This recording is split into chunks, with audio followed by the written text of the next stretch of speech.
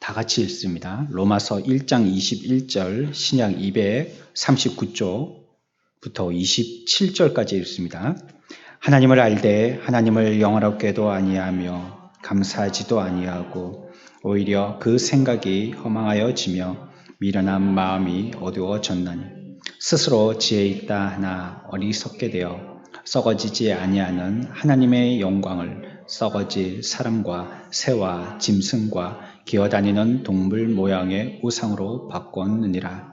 그러므로 하나님께서 그들을 마음의 정욕대로 더러움에 내버려 두사 그들의 몸을 서로 욕되게 하게 하셨으니 이는 그들이 하나님의 진리를 거짓 것으로 바꾸어 피조물을 조물주보다 더 경배하고 섬김이라. 주는 곧 영원히 찬송할 이시로다. 아멘. 이 때문에 하나님께서 그들을 부끄러운 욕심에 내버려 두셨으니 곧 그들의 여자들도 순리대로 쓸 것을 바꾸어 영리로 쓰며 그와 같이 남자들도 순리대로 여자 쓰기를 버리고 서로 향하여 음욕이 부릴 듯하며 남자가 남자와 더불어 부끄러운 일을 행하여 그들의 그릇됨에 상당한 보응을 그들 자신이 받았느니라. 아멘. 오늘 14문입니다. 계속하고 있습니다. 죄가 무엇입니까?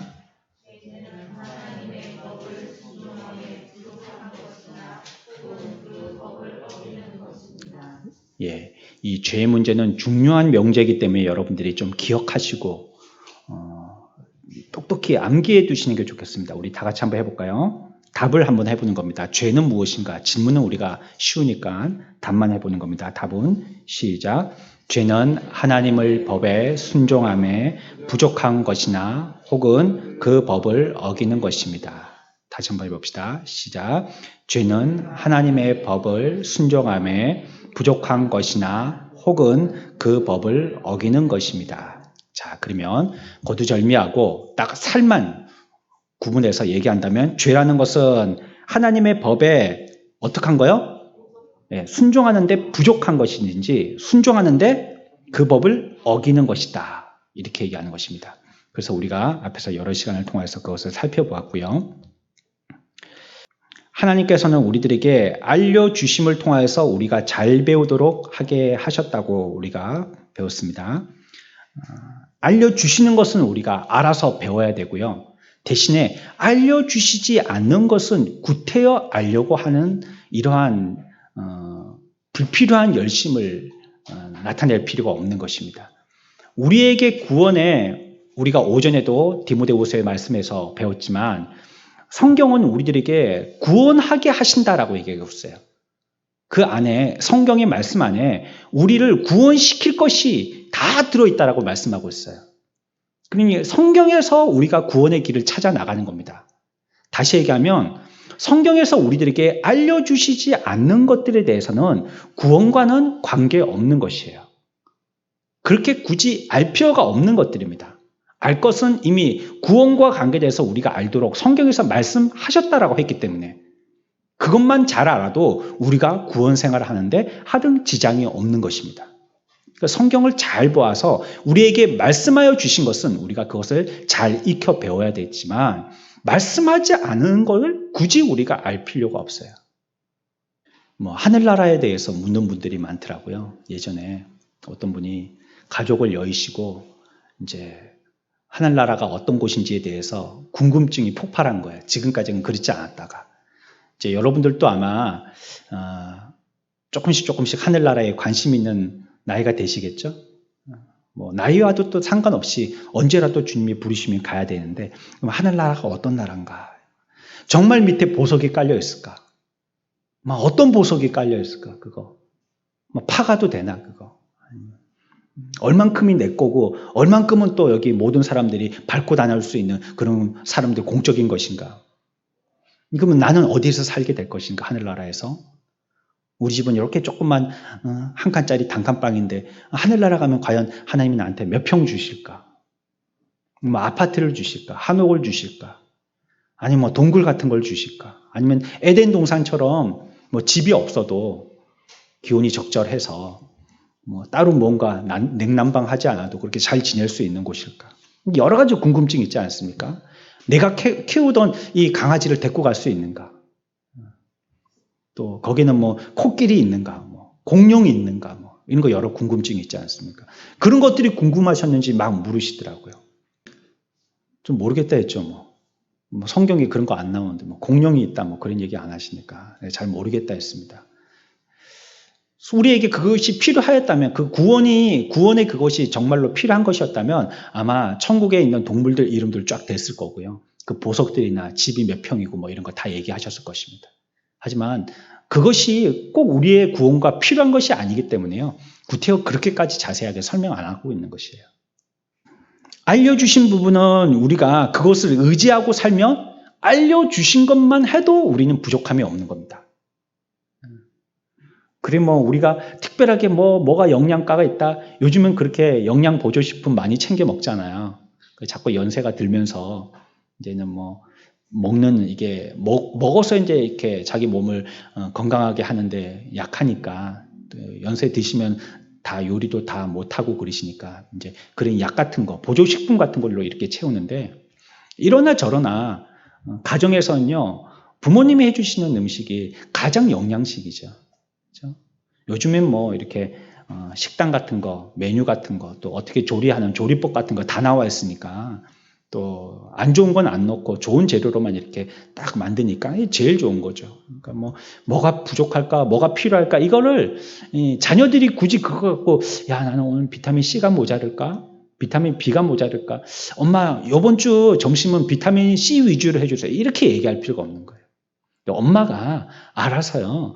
그거 다 이렇게 알아서 뭐 야채도 준비하고 과일도 준비하고 또 뭐 된장국도 끓이고 생선도 올리고 뭐 가끔은 또 고기도 이렇게 지지고 해서 우리에게 건강을 유지할 수 있도록 이렇게 다 마련해 주는 것입니다.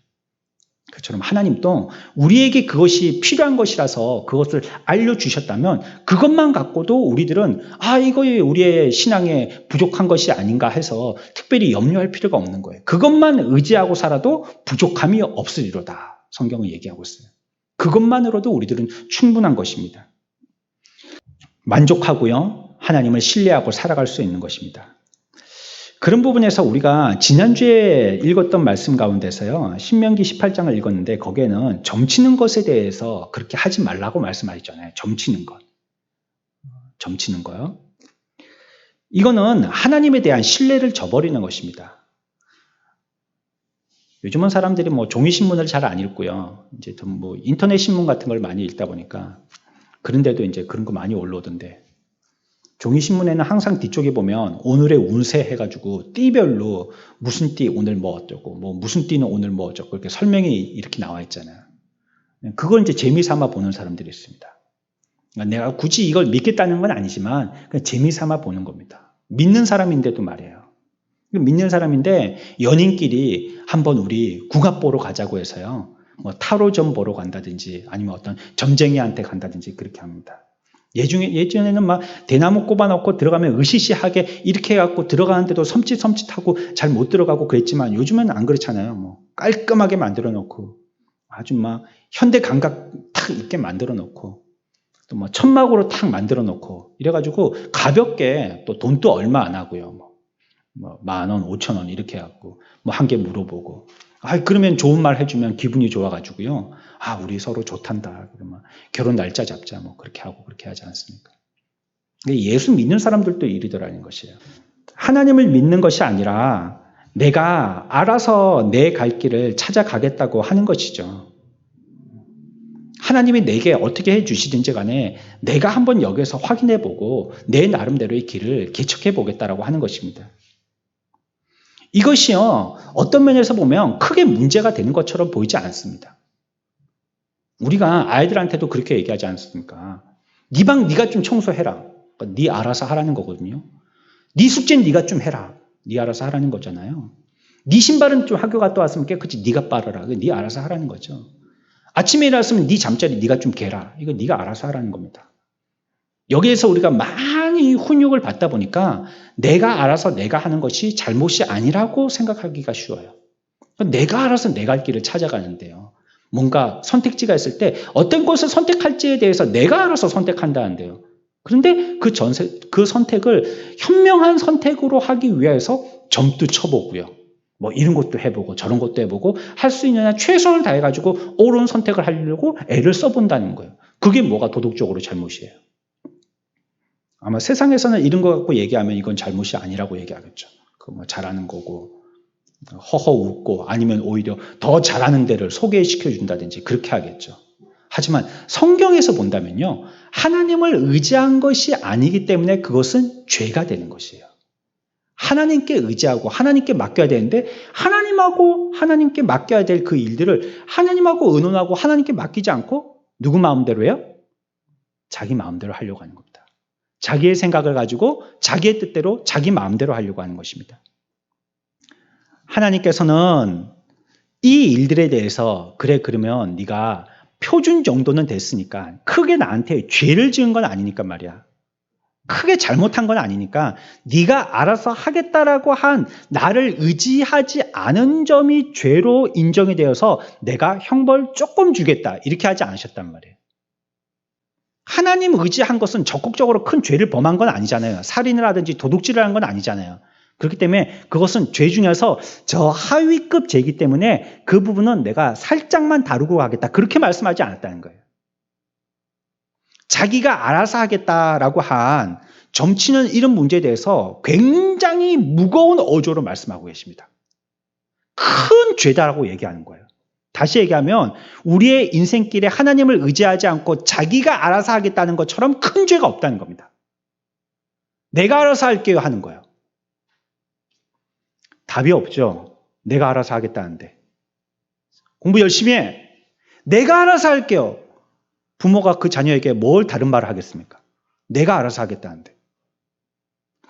그 교재는 별로 바람직한 교재 같지 않은데 그 교재 하지 않으면 좋겠는데 내가 알아서 할게요. 이제 내 인생은 내가 알아서 할 거예요. 그 직장 그렇게 썩 신앙 지키기에 좋은 직장 같지 않은데 내가 알아서 할게요.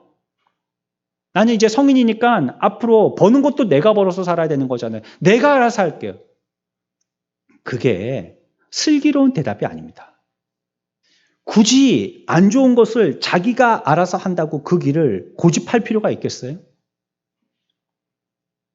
부모가 혹시 이전에 우격다짐으로 무엇인가 강제적으로 한 일이 있다 할지라도 지금 나에게 놓여있는 이 갈림길에서는 아무나 보아도 이것이 더 현명하고 바람직한 길이라면 그 길을 가야죠. 왜 굳이 내가 알아서 할게요 하면서 안 좋은 차선을 택하냐는 거예요. 우리가 매주 말씀을 듣잖아요. 그 말씀을 들을 때도 그렇습니다. 말씀은 이렇게 우리들에게 선포하시지만 내가 알아서 할게요. 신앙의 길은 우리들에게 이쪽을 가리키고 있는데 내가 알아서 할게 하면서 자기의 길을 고집합니다. 이거는 큰 죄인 것이에요. 하나님을 그렇다고 반대하거나 욕하거나 영광을 거스리거나 하나님을 적대하거나 싸우려고 하거나 그러지 않았어요. 그냥 내 갈 길을 내가 알아서 하겠다고 했어요. 그런데 이것은 점치는 것과 같은 것으로 우리들에게 설명하면서 그거는 큰 죄라는 거예요. 여러분들이 꼬마가 이제 기기 시작할 때 말이에요. 다윗이처럼요. 다윗이 이제 기죠. 막 기기 시작할 때요. 뭐든지 손에 잡히는 대로 입에 집어넣잖아요. 뭐 쪽쪽이도 물고 뭐 아빠 휴대폰도 입에 갖다 넣고 뭐 진짜 먹는 것도 입에 갖다 넣고 그 먹는 것 중에서는 자기가 먹으면 안 되는 게 또 있잖아요. 어른들만 먹어야 되고 막 딱딱한 고기 같은 거 뭐 이런 거는 자기가 아직 이가 없으니까 씹지 못하는데 그런 거 막 입에 갖다 넣고 막 그렇잖아요. 애가 막 이렇게 먹는데 엄마가 말씀해서 이거 먹으면 안 돼. 내가 알아서 할게요. 다율이 없네. 내가 알아서 할게요. 소갈비 내가 알아서 먹을게 좀. 나도 좀 맛있는 것 좀 먹어봅시다. 그러면 엄마가 미안하다 야. 내가 니한테 이 다양한 메뉴를 줘야 되는데 이러겠어요? 안 돼 그러겠죠. 너 그거 먹으면 그 꼬마가 이도 없는 아이가 소갈비 먹으면 어떻게 될까요? 배탈 나죠. 아니면 목 맥혀서 죽을지도 몰라요. 이가 없는데 뭐 잘 씹을 수가 있나요? 그냥 꿀꺽꿀꺽 삼키다 보면요. 뭐 그냥 목에 걸려서 뭐 잘못될 수 있잖아요. 내가 알아서 할게요, 뭐. 예전에도 말씀드렸지만 저희 집에 뭐 어디에 외할머니 댁이었었는가? 뭐 이렇게 단지에다가 말이에요. 포도주를 이렇게 담아놨는데 그거 이렇게 설탕 뿌려가지고 이렇게 달달하게 담아놓으니까 그게 맛있어가지고 술을 먹은 건 아니에요, 저는. 술을 먹은 건 아닙니다. 껍데기 그 위에 있는 거, 둥둥 떠 있는 거. 그거 이렇게 먹다 보니까 달달하니까 자꾸 먹다가 보니까요. 나중에는 뭐 몽롱해져가지고 거기서 쓰러져 버렸어요. 술 취해가지고 거기 쾌 쓰러진 거죠. 나중에 눈 떠보니까 어디 방에 누워놨더라고요. 뭐. 그때 뭐 겨울은 아니었던 것 같아요. 이분은 안 덮고 있었던 걸로 기억하는데. 내가 알아서 먹는 거예요, 그거. 맛있으니까. 응? 맛있다 싶으니까 내가 낼름낼름 한 개, 두 개 찝어 먹다 보니까 그 달달한 거 쪽쪽 빨아 먹다 보니까 그건 내가 알아서 먹은 거예요. 그러나 그게 그 나이의 아이한테 그게 먹을 게 안 되잖아요. 음식이 안 되는, 유익되지 않잖아요. 우리가 하나님 앞에서도 하나님 내가 알아서 할게요. 부모에게 자녀들은 자기와 같잖아요. 자녀는 꼭 부모잖아요. 그런데 그렇게 금이야 오기야 이렇게 귀한 생명처럼 생각하는데 자기가요 내가 알아서 할게요 하는 것 말만큼 불효가 어디 있습니까? 내 몸을 막 상하더라도 내가 알아서 할게요. 몸에 좋은 거 먹지도 않고 안 좋은 거 확확 들이켜 마시면서도 내가 알아서 할게요. 이것처럼 불효가 어디 있어요? 성경에서는 그래서 그걸 엄벌한다고 얘기하고 있어요. 절대 하지 말라는 거예요. 내가 알아서 한다는 말. 그게 점치는 겁니다. 세상에 점치는 건요, 단속하지 않습니다. 잡히지 않죠. 오히려 이걸 더 부추기기도 합니다. 그렇죠? 점 같은 거 이런 거 막 하고. 예전에는 뭐 어디 예능 프로 보니까 신년이 되니까 이제 거기에 나오는 멤버들 한 명 한 명 관상 이런 거 보고. 그래요?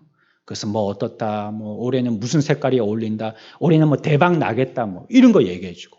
그러면 그거 이제 재밌어가지고, 야, 저 사람 이제 앞으로 잘 될 건가 보다, 뭐 이런 거 가지고 우리도 또 흥미를 느껴하고. 세상은 오히려 그렇게 하죠. 하지만 하나님은요, 세상에서 대하는 것 같지 않게 아주 심각한 죄로 취급하시는 겁니다. 이 문제를. 오늘 우리가 로마서 1장을 읽었습니다. 1장에서도 죄에 대해서 기록하고 있는 겁니다. 21절부터 23절에 보면 사람이 하나님을 알면서도 하나님으로 영화롭게도 감사하지도 않고 풍성하신 그 은혜 가운데 살고 있다 이렇게 얘기합니다. 그래서 결국은 어떻게 되느냐, 하나님과는 오히려 비교가 대상이 되지도 않는 썩어질 사람과 금수와 벌레를 우상으로 섬긴다라고 얘기하고 있는 거예요. 사람으로 살면 사람이 해야 할 마땅한 도리는 하나님께 영광 돌리는 것입니다. 우리의 인간이 해야 될 일이 바로 그것입니다. 먹고 살면서 뭐 해야 되느냐? 물론 아이들 키워야 되고요. 남편 뒷바라지 해야 되고요. 미래를 향해서 우리 준비하는 것도 필요하고 소망을 가지고 준비하는 것도 필요하겠죠. 하지만 인간의 본래 주님이 우리를 지으시고 이 땅에 나게 하신 목적은 하나님을 알고 하나님께 영광 돌리는 겁니다. 영광을 어떻게 돌려요? 감사하는 거예요. 하나님께. 찬양하고요. 하나님이 우리의 삶 가운데 우리 가운데 역사하심을 인정하여서 사는 겁니다. 입으로도 얘기하고요. 아멘 하기도 하고 그렇게 또 배운 죄로 우리가 또 암송하기도 하고요. 또 그렇게 되살아 우리들도 말한 것처럼 우리의 삶을 통해서 살아내고요. 이렇게 하면서 하나님께 영광과 찬양을 돌리는 것입니다. 그래야 될 인간들이 하나님을 찬양하고 하나님을 기억하고 하나님께 영광 돌려야 할 사람들이 하나님께 감사하지 않고 영광 돌리지 않다 보니까 어떻게 되더냐? 사람들에게 말이에요. 사람들에게 영광을 돌리고요. 또 짐승들에게 영광 돌리고요. 또 벌레들을 섬기고 그러더라는 것입니다. 24절에서 27절까지는 또 뭐라고 얘기하고 있습니까? 남녀가 죄를 범하는데 어떤 죄까지 범해진다고요? 성적인 죄도 범한다라고 얘기하고 있어요. 요즘에 뭐 코로나 때문에 그런 집회들을 못하지만 창원에도 해마다 했잖아요. 케어 축제인가요? 이렇게 해서 동성 연애자들이요. 우리들도 인권이 있다. 우리를 차별하지 말라. 우리들도 남자들끼리 서로 결혼할 수 있고 여자들끼리 서로 결혼할 수 있다. 이거는 요즘 시대에 새로운 것이다. 이거는 이제 보편이 된 것이고 보통이 된 것이다. 여기 대해서 우리들에게 뭐라고 하지 말라. 예전에는 그런 다양성을 인정하지 아니한 그런 어떤 지식의 어떤 함몰 가운데 살았던 편협된 지식 가운데 살았던 그런 시대였지만 이제는 시대가 바뀌었다. 많은 지식의 스펙트럼을 가지고 다양하게 바라볼 수 있다. 다 인정해야 된다. 우리가 피부 색깔을 갖다가 차별하지 않듯이 이와 같은 성적인 취향도 차별하면 안 된다. 이러고 있는 거예요. 그래가지고 뭐 무지개? 예전에 우리 교회가 저쪽에 있을 때 우리 교회 심벌로 썼던 게 무지개 십자가였잖아요. 이렇게 십자가인데 무지개 색깔로. 근데 그게 자꾸 그런 얘기가 나오니까요. 별로 기분이 안 좋더라고요. 그래서 저쪽에서 이쪽 교회로 오면서 우리가 바꿨잖아요. 지금 있는 이걸로. 이게 목자하고 양 그림이 있는 이런 걸로 바꿨잖아요. 그 사람들이 그러니까 여러 다양한 이런 색깔 무지개처럼 다양한 사람들도 인정해야 된다는 것입니다. 이 성경에서 이런 거 하지 말라고 벌써부터 얘기했는데요. 성경에서 분명히 얘기하고 있잖아요. 서로가 순리대로 써야 되는데 남녀가 서로가 순리대로 있어야 되는데 순리대로 하지 않고 영리를 쓴다는 거예요. 남자가 남자와 여자와 여자가 이렇게 잘못된 이런 성적인 삶을 산다는 것입니다.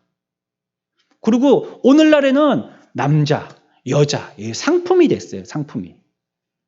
남자는 우락부락 근육이 있으면 저 사람은 참 보기 좋고 그래야지 그런 사람 뭘 입혀놔도 뭐 태가 나고 여자도 뭐 전부 다 날씬해야 되고 말이에요. 그래야지 그 사람이 예쁜 사람이고 그러니까 너나 할 거 없이 뭐 남자들은 근육 기르고 여자들은 살 뺀다고 뭐 물론 건강을 위해서 그런 것들이 필요합니다. 자기 관리하는 게 필요하겠죠. 하지만 많은 사람들이 그렇게 하니까요. 자기도 또 그렇게 해야 되는 줄 알고 말이죠. 그게 최고인 줄 알고 말이죠. 우리나라는 그런 사상이 있잖아요. 1등 아니면 전부 다 패배자들. 1등만 되고 뭐.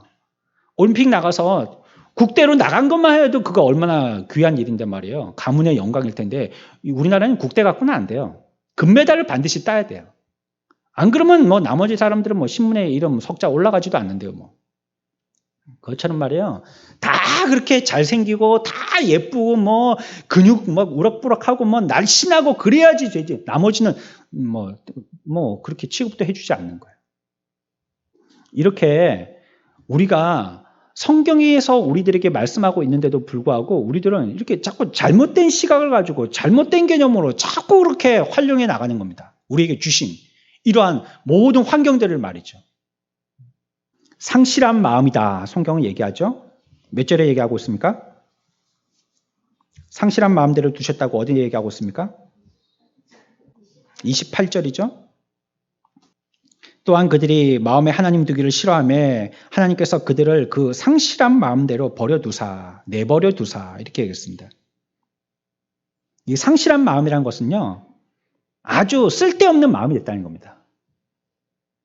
참 가치 없는 마음이 됐다는 겁니다. 쓸데없는 마음, 이런 마음이 됐다는 것입니다. 그래서 그 마음가짐이 참 무가치한 마음이 됐어요. 귀한 마음이었는데 그게 참 이게 쓰레기 같은 마음이 돼버린 것입니다. 사람 마음이 온전하고 건실해서요. 하나님도 이웃도 사랑하고 영광 돌리고 기뻐하고 사랑하면서 살아야 되는데 하나님을 떠나버리니까요. 여기에서 21절, 23절, 24절, 27절에서 얘기하는 것처럼 이런 별별 그 죄들을 다 짓고 살더라는 것이에요. 그래서 하나님을 떠나버린 그 마음의 상태가 그 마음조차도 하나님이 떠난 버려진 마음의 상태가 됐다는 것입니다. 그것이 상실한 마음입니다. 자기도 하나님에게서 떠났지만 그 마음도 하나님이 그 마음을 버려버리셨어요. 아주 불필요한 것으로서 난잡한 것으로서 자기가 어지러운 마음이 된 것입니다. 그런데 겁나는 건요. 뭐라고 얘기하시냐면요. 그 상실한 마음대로 어떻게 했다고요? 내버려 뒀다는 거예요. 부모가요. 잘못하고 있는데 가만히 냅둔 겁니다.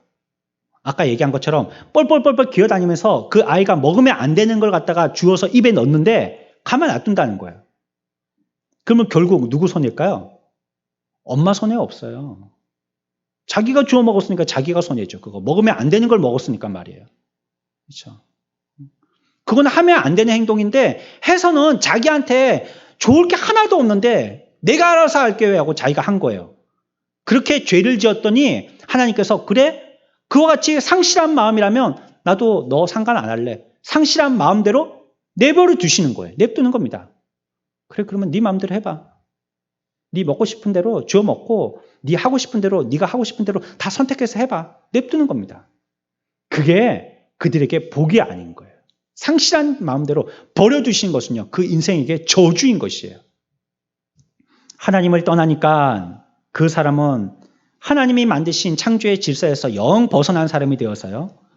그 일을 해도 합당하지 않은 일만 하는 것입니다. 잘못을 범하면 계속 그것을 회개하고 하나님께로 돌아오는 완전한 유턴이 있지 않고서는요. 계속 더 잘못되는 것입니다. 불의, 추악, 탐욕, 악의, 시기, 살인, 분쟁, 사기, 악독 이런 게 가득한 자가 되는 거예요. 계속해서. 점차적으로 더 잘못되고 더 잘못되고 더 다양한 죄들을 짓게 되어지는 것입니다. 또한 성경에서는요. 하나님의 미워하시는 자요라고 얘기하고 있죠. 비방하는 자요. 하나님께서 미워하시는 자요. 이렇게 얘기하고 있죠. 이 하나님께서 미워하시는 자요라고 얘기하고 있잖아요. 이것은 하나님의 미워하시는 자요라는 뜻이기도 하고요. 하나님의 미워하시는 자요. 하나님께서 미워하시는 자라는 뜻이 되기도 한다는 거예요. 그러니까 비방하는 자요. 이런 죄를 지은 사람은 하나님께서 미워하시는 자요. 그러니까 하나님께서 하나님의 미워하시는 자요라는 이런 설명으로도 해결될 수 있는 말이고 또 한 말은 이거는요. 하나님을 미워하는 자요. 이렇게도 해석이 될 수 있어요. 그러니까 이러한 죄를 짓는 것은 하나님께서 미워하시는 자가 됐다는 것이고 또 이런 죄를 통하여서 하나님을 미워하는 자가 됐다는 것입니다. 이후에 있는 설명으로 우리가 이해해 본다면 이거는 굉장히 적극적으로 하나님 앞에 저돌적으로 죄를 짓는 겁니다. 하나님을요 미워한다는 거예요. 우리의 작은 잘못이라 할지라도 완전하신 하나님 앞에서는 우리는 흠투성이겠죠. 그래서 우리의 작은 잘못을 하나님은 잘못이다라고 얘기하는 것까지 우리는 뭐라고 할 수 없습니다. 왜냐하면 우리는 그런 죄를 밥 먹듯이 먹고 살고 있기 때문에. 그러나 내가 하나님께 대해서 하나님을 미워하는 자가 되어서는 안 되는 겁니다. 이런 죄를 짓다 보니까 우리의 인생이 어떻게 되느냐? 하나님을 부정하고 대적하고 하나님을 미워하는 자가 된단 말이에요. 그런 일이 어떻게 있을 수 있어요? 우리가 예수 믿는데 하나님을 미워한다니요. 우리가 이렇게 하나님의 법에서 벗어나서 죄를 밥 먹듯이 짓고 먹고 살며 또 내가 하고 싶은 대로 내 뜻대로 점치는 것과 같이 마구잡이로 살게 되어지면요. 나중에는 하나님의 우리에 대한 섭리도 다 싫은 것입니다. 내게 복으로 주신 것도 다 싫은 거예요. 내게 은혜로 주신 것도 다 싫은 거예요. 나는 지금 내가 하고 싶은 대로 할 뿐이지 그걸 추구할 뿐이지 하나님이 뭐 간섭해서 나한테 콩나라 판나라 다 귀찮은 거예요. 나 좀 가만히 좀 내버려 두시라고. 난 내가 원해서 내 마음대로 살고 싶다고 이런 고백이 나오게 되는 거예요. 그 마음은 어떻습니까? 하나님을 미워하는 겁니다. 하나님을. 지금 죄에 대해서 얘기하고 있으니까요.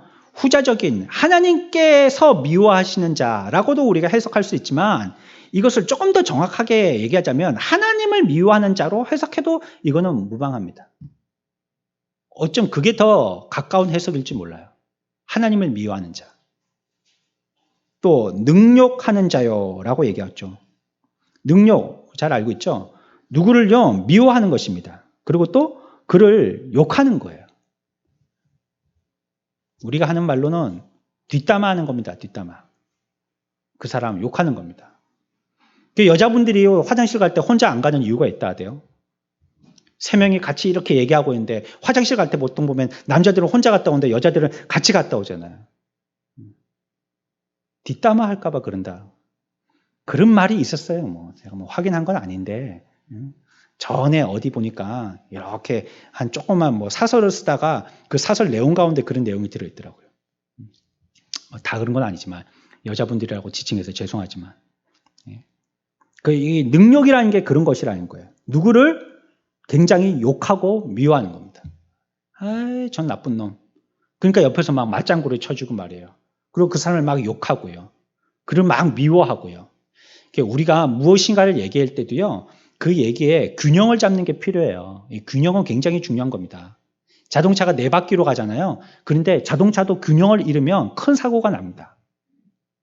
자동차도 4바퀴로 하기 때문에 뭐 그 사람이 거기서 뭐 이렇게 뭐 한 팔로 운전하기도 하고 뭐 한 다리로 운전하기도 하는데 무슨 균형이 필요해 할까 싶지만요. 차도 균형을 잡아야지 안전하게 운행이 되어질 수 있는 거예요. 신앙도 마찬가지예요. 균형을 잡아야 돼요. 어떤 것을 얘기할 때도요. 그 얘기하는 본질만을 얘기해야 되죠. 그게 자꾸 꼬리에 꼬리를 물다 보니까 자기의 생각이 가미되고 누가 어떻더라는 거 얘기하게 되어지고 또 예전부터 안 좋았던 거 그 감정이 거기 섞이게 되어지고 그러니까 이상한 떼상한 말이 되는 거예요. 그 말이. 벌써 균형을 잃어버린 것입니다. 그래서 28절에서 32절까지 보면 시편 66편 18절에서 얘기하는 것처럼요. 내가 나의 마음에 죄악을 품었더라면 주께서 듣지 아니하시리라 라고 얘기한 것처럼 되는 것입니다. 우리의 마음에 죄를 품고 있으면요. 주께서 우리의 얘기에 대해서 귀를 막으신다는 겁니다. 내가 죄를 가지고 있으면요. 악과 죄를 행하면 하나님 앞에서 죽음에 해당하는 것을 알지만요. 그럼에도 불구하고 자기도 하고요. 남이 할 때 그것을 자기를 보호되게 하고 많은 죄 가운데 그것이 별로 큰 죄로 보이지 않도록 하기 위해서요. 그것을 오히려 시인한다는 거예요. 얼마나 악합니까? 그 죄면 그걸 죄라라고 얘기해야 되는데 그렇지 않다는 거예요. 그게 뭐 두리뭉실해 가지고요. 그 가운데 끼어서요.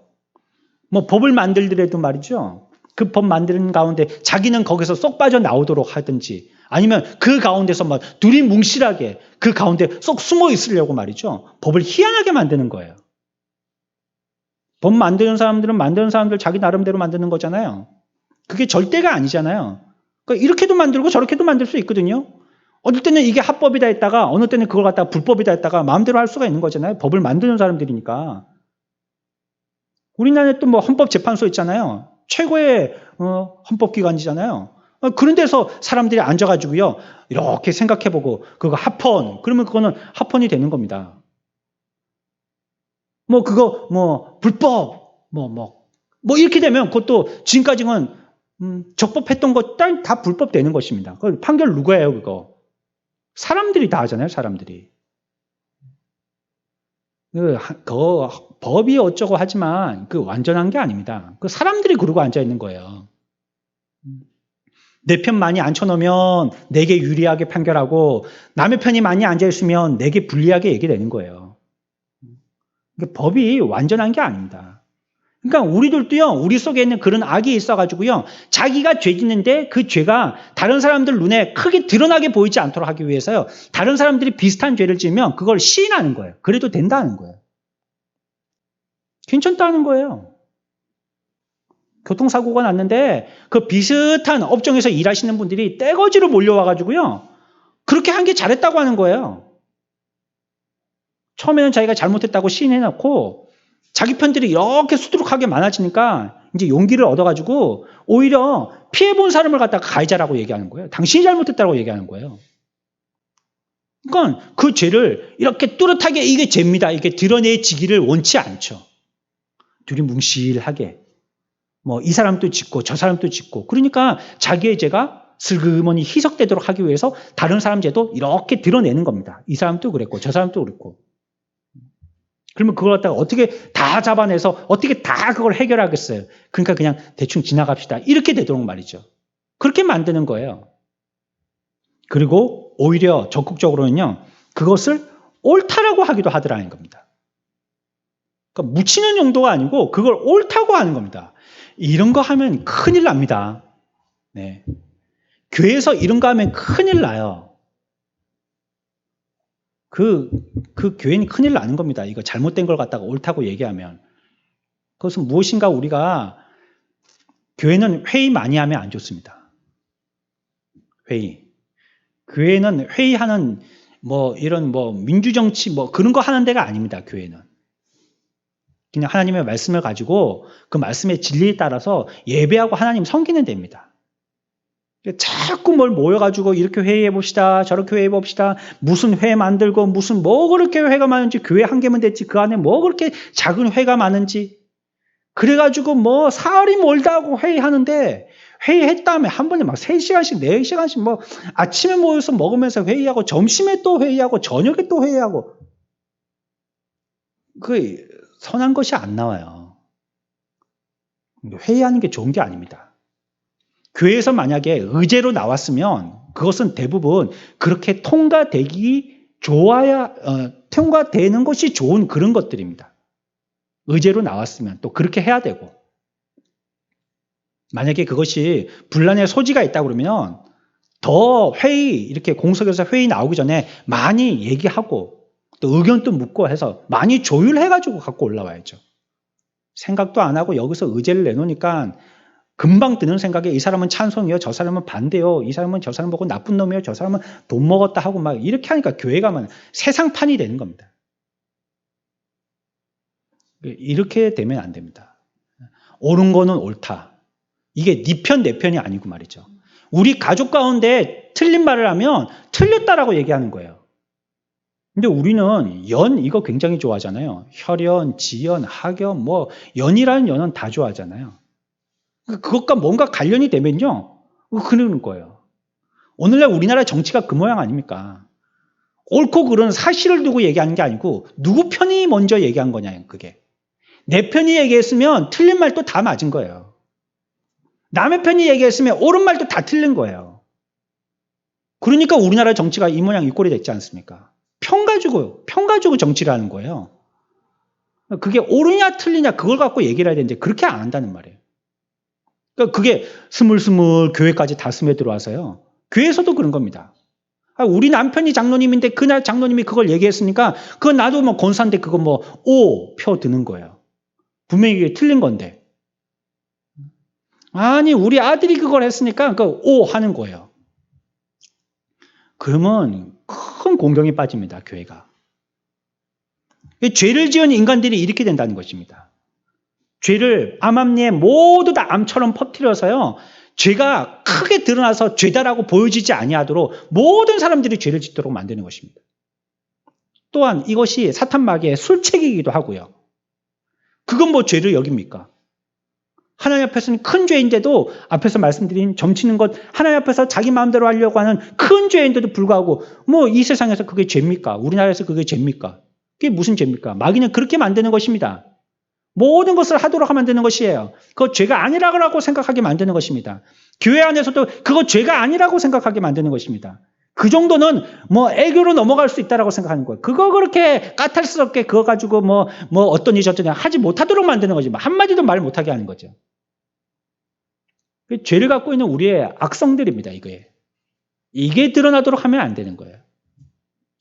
이것은 표준을 잃는 것입니다. 큰일 나는 거죠. 표준을 잃는 것은 길을 잃는 것이니까요.